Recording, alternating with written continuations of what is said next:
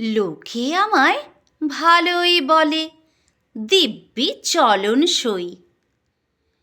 দোষের মধ্যে একটু নাকি মিথ্যে কথা কই।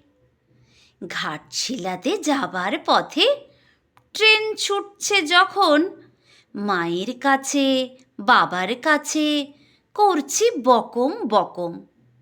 হঠাৎ দেখি মাঠের মধ্যে চলন্ত সব গাছে এক এক রকম ভঙ্গি ফোটে, এক এক রকম নাচে। ও মা, দেখো নৃত্যনাট্য! যেই বলেছি আমি, মা বকে দেয়, বড্ড তোমার বেড়েছে ফাজলামি। চিড়িয়াখানার নাম জানো তো? আমার সেজো মেশর।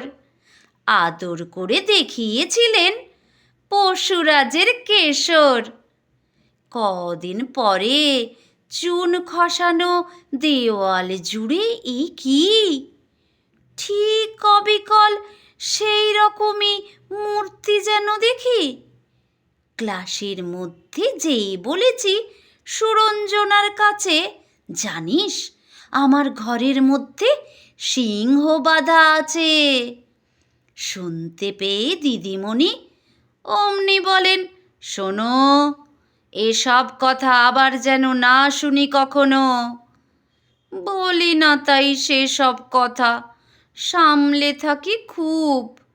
কিন্তু সেদিন হয়েছে কি এমনি বেয়াকুব, আকাশ পারে আবারও চোখ গিয়েছে আটকে।